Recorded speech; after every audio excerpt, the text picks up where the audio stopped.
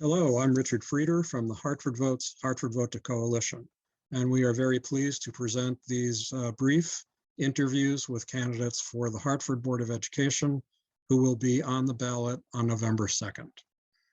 The Hartford Vote to Coalition is a nonpartisan group of about a dozen organizations and agencies, and we are committed to supporting the democratic process and to increasing voter engagement in Hartford.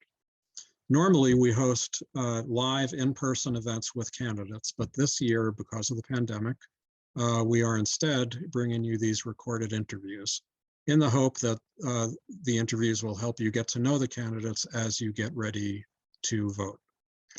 For more information on the coalition and for lots of details on this year's election, links to all of the interviews with each of the candidates for the Board of Ed, as well as information on how to register, where to vote, and other important information, please visit our website at www.hartfordvotes.org. We'd also love to have your feedback on these interviews and on our work in general. So again, we would invite you to connect with us through our website. Once again, the address is www.hartfordvotes.org. Thank you.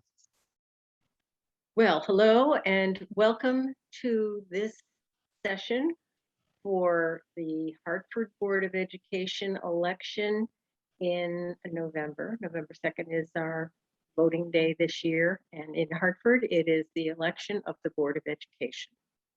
So we welcome Shontá Browdy with us today. I am Carol Mulready. I am a member of the Hartford Vote to Coalition, and I represent to the coalition the League of Women Voters of Greater Hartford. I have been moderating debates for the League for over 20 years. But another little thing about me that you might like to know is that I am a graduate of the Hartford Public Schools. I went to Bulkley High and had a wonderful 4 years at Bulkley High. So I am happy to be here to discuss Hartford's education, and I turn it over to Taya. Good afternoon. My name is Taya. Are you able to hear me? I'm also a graduate of the Hartford Public School System. I graduated in 2018 from Hartford Magnet Trinity College Academy, and I'm currently a senior at UConn Hartford.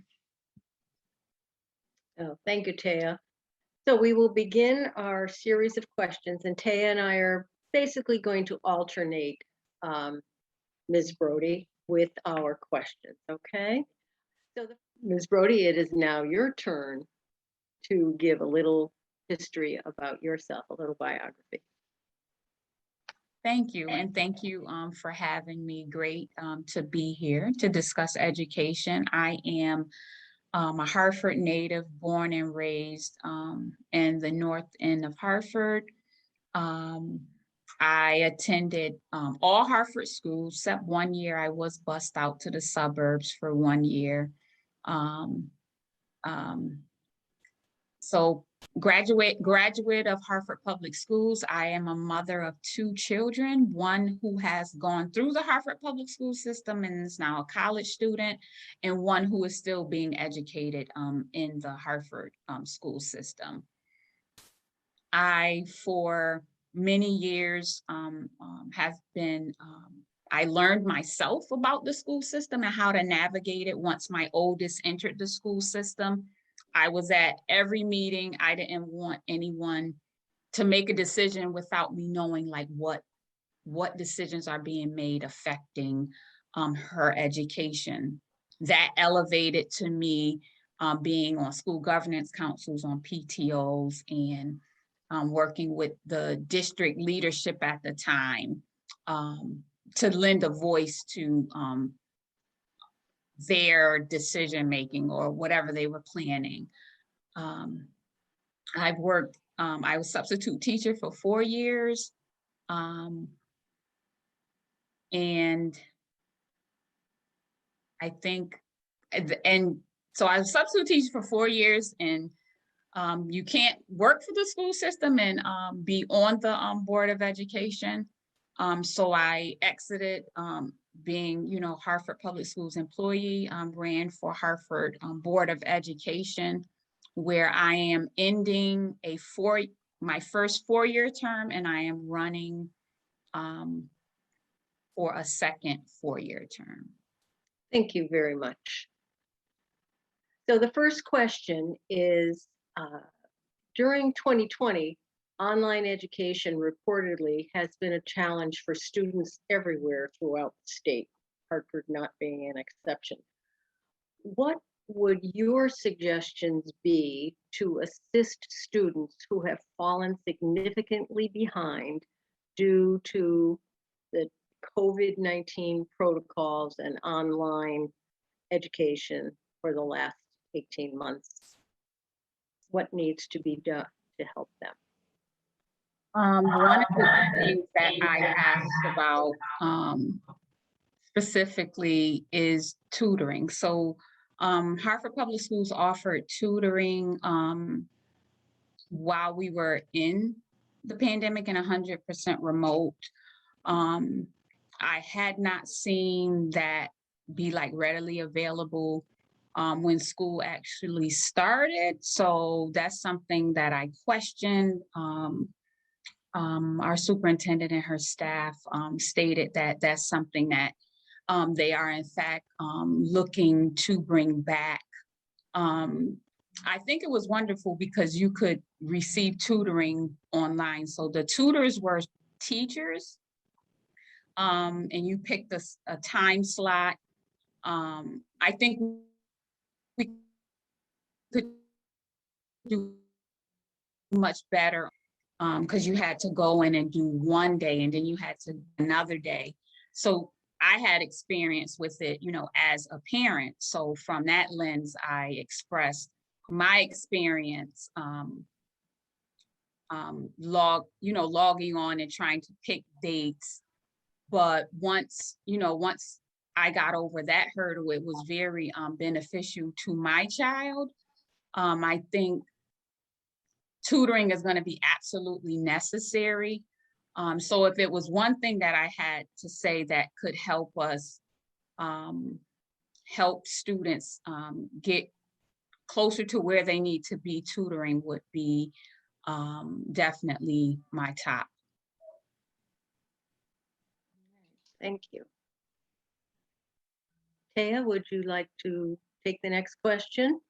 You mentioned online tutoring with COVID, so this kind of correlates with it. What is or should be the role of technology education in the curriculum of Hartford students?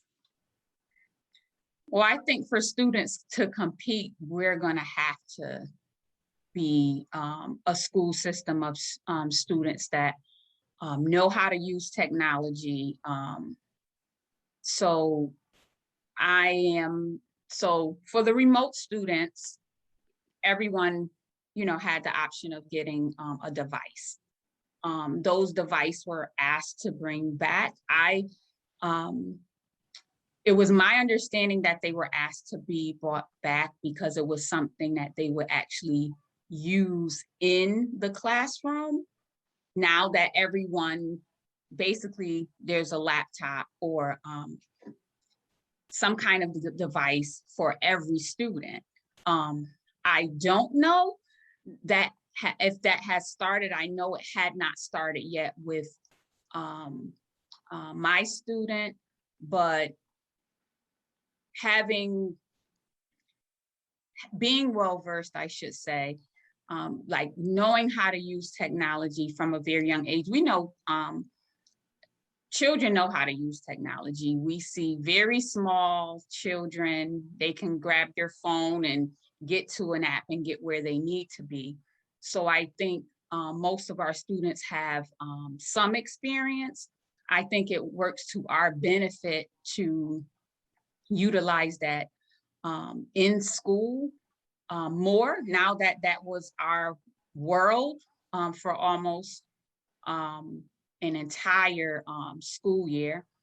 So I think definitely it should play a part. It should be something very, very normal in day-to-day within the classroom, and maybe even try to incorporate it in a way that it actually can leave the classroom. If every student has a device, if you have homework, that could be something that could be within your classroom platform, a way to communicate with your teachers when you're not in school, because we know that that is the case in many high schools. Everything is online, communicating with teacher, turning in assignments. So I think there's an opportunity now to do that at much younger age, since we've been just experienced that. And how do you rate the technology available to Hartford students now? Now, Mhm. I would rate us pretty good. Every student who needed a device had access to a device. So I would rate us pretty high in that regard. Thank you, Brody. In the previous question, we talked about your priority for kids who are behind, and tutoring being a very important part of how you suggest solving the issues that students have. There is a lot of money that has come as a result of the COVID relief funds from the federal government, specifically for schools. In addition to tutors, is there any other area that you would suggest using this one-time money to improve the Hartford schools? I think for our high school students, I think credit recovery for some students who really struggled to receive credits. Some credit recovery would benefit them. We have Hartford Public Schools, the staff and the superintendent has been creating and presenting ideas around how to spend the relief funds. I think what would benefit our children in Hartford the most with relief funds is spending the funds in ways to make stronger connections to things and people in their community. We have a number of community organizations that service families. Typically, we definitely go with the ones that we've always had relationships with, but I think it's time now that we could go a little bit beyond that to organizations that we traditionally may not have alignments with. And other than community-based organizations, maybe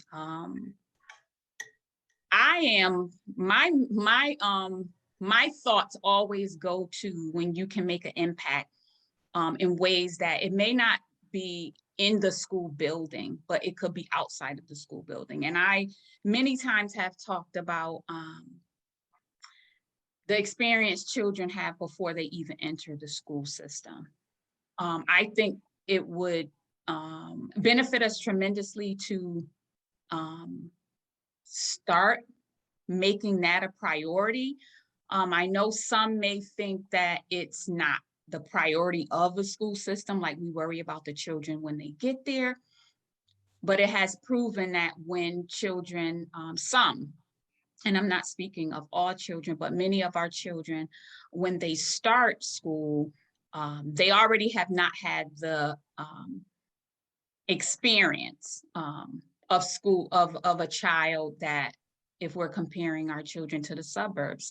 So I think it's a way that we could do that through connecting with families, exposing them to ways to increase language spoken at home, like just words spoken to children, conversations, allowing them time to answer questions and be inquisitive, and just capitalizing on when you go to the grocery store or the laundromat. It's just so many ways that when you increase the words that children are being that are being speaking themselves. So I think that could be with a relationship with our libraries and some of back to our community organizations that do that work. We have to start worrying about the children before they reach the school doorstep. Thank you. Jaya, back to you. How should the school district address development of skills beyond computer literacy, like critical thinking and problem solving, that are going to be necessary in the workplace of the future? And your previous response reminded me of this question. That's why I wanted to follow up with this. Thank you. So there are, when I think of our children, when I think of, we have to be Hartford residents to serve on the Hartford Board of Education. So I'm a lifelong Hartford resident.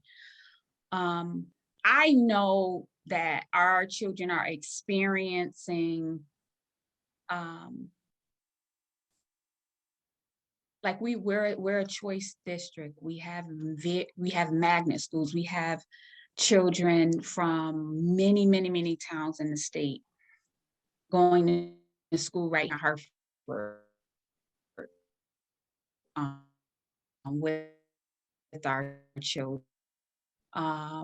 Have primarily been educated school. Oldest, who is she's a junior at UConn right now. She has had that experience, but she had some years that she was in a Hartford school that was not magnet. So what that does, right, is when I grew up, you walked to school, to your neighborhood school, you knew the kids on your street. You played with them after school in the summer. So your neighborhood was not disconnected from your school. So, and then now throwing technology in it. So now you have on your street, it's possible that children don't even go to school with the children that live on their street. So neighborhoods are different. And on top of that, we have technology. Kids are like really on social media.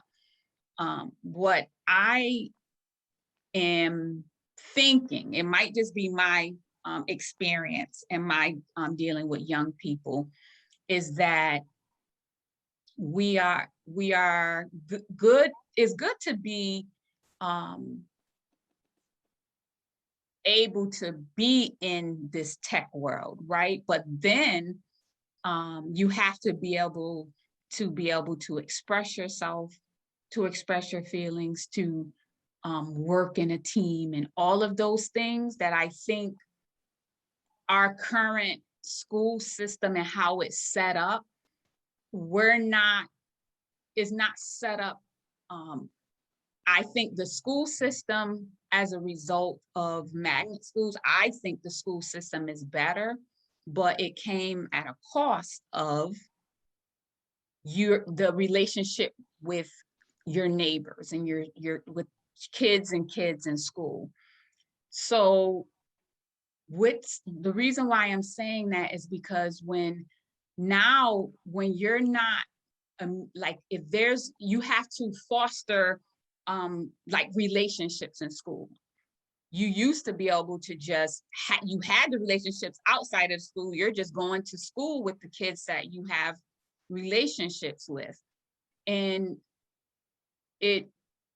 the neighborhood feel, I think for the most part, suffers because of it. And when you, I'm pausing because it's something I could feel, and I'm trying to like express it in words, because I also had the opportunity to work in our schools for a few years. I think we're gonna have to do a very a better job with our young people being able to acquire a skill set that was much easier to obtain years ago. And it is not as easy because the relationship that they're having with their peers, to me, it doesn't always extend outside of school. And I know I did a horrible job with that question, but because I was feeling the experience and probably just didn't do a good job explaining that one, because I did get caught up in my feelings. And sometimes it's really good, but I apologize for that question, because when you said it, it just made me feel and not necessarily think it straight through. So I apologize if I butchered that. That's okay. No need to do that. Yes. Perhaps you would like to address what's been a nationwide concern on curriculum that looks at American history. How does what do you think about the teaching of the history of race relations in the United States? Are we in a good place? What more do we need to do? Is that a question that you are comfortable with? I believe that children are not blinded to what's going on in their immediate society. They, things that my 11-year-old says to me, and I'm like, I thought I could have a conversation about certain things at certain stages, but it's all for everyone to see.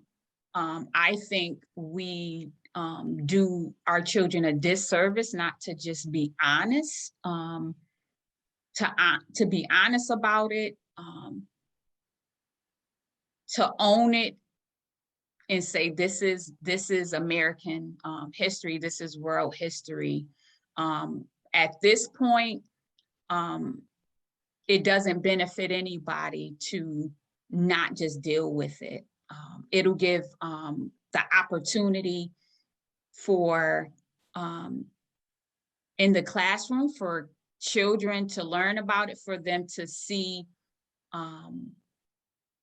others' opinions, to experience that, for teachers to be honest, for a school system to provide the support to the teachers in delivering that.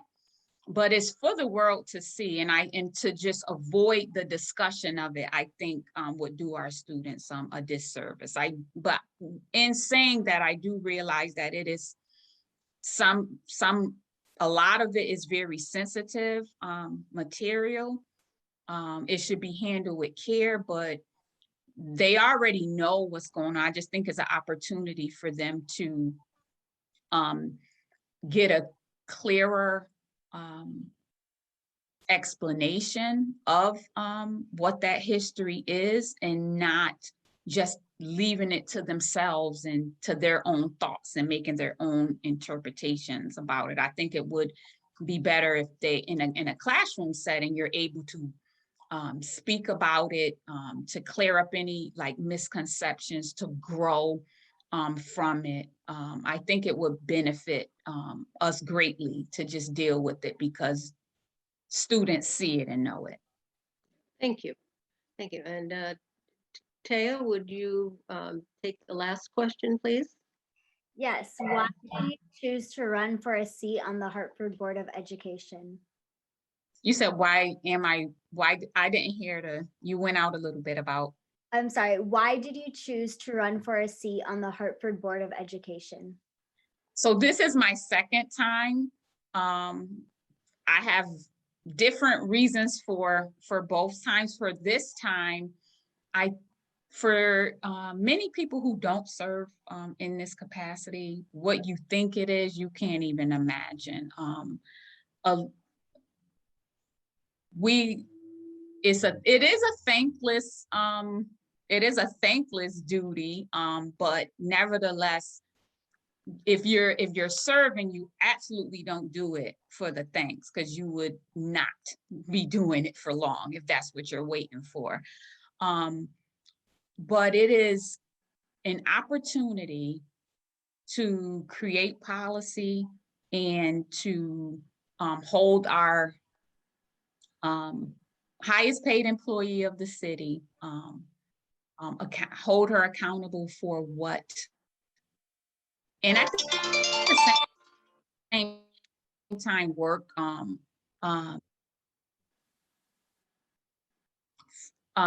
the absolute best for our children. We have the opportunity to approve contracts. That's not, but they're important. It's not like a fun thing, but when you see the amount, we have to be fiscally, responsible in that regard. You see, even with the relief funds coming in, millions of dollars, the superintendent and her staff have many ideas. You get to weigh in on that. You get to question that. You get to advocate for communities that you are well aware of their struggles, their shortcomings, their strengths, because it is your community. So you have the opportunity to advocate for them in the best way possible. So I was asked many times before to run for Board of Ed, and I was very comfortable just being a parent advocate, helping parents realize their voice and to use that voice. But it came to a certain point where you're a parent, you have the voice, and you're constantly asking people who make the decisions to make the best decision. So at some point I said, well, I would like to be that person making the decisions, because what you think is a good decision and you're trying to influence someone, like, these are the needs of the community. This is what our experiences are. This is what our struggles. These are the things we want to see in our schools. And they don't necessarily have to listen to what you're saying. You're just sharing your experience. So I said, I had the experience of working in schools for 4 years. I had the experience working with the school system at the district level to try to raise the voice and awareness of parents' needs. So the only other thing that I didn't do was to sit in the seat of the individuals that I needed to make certain decisions for my community. Very nice. Very nice. Yeah. Ms. Browdy, we thank you very much for your responses. And I thank my co-host, Taya Vaz, for working with the Hartford Votes Coalition. Okay, thank you. Have a great weekend.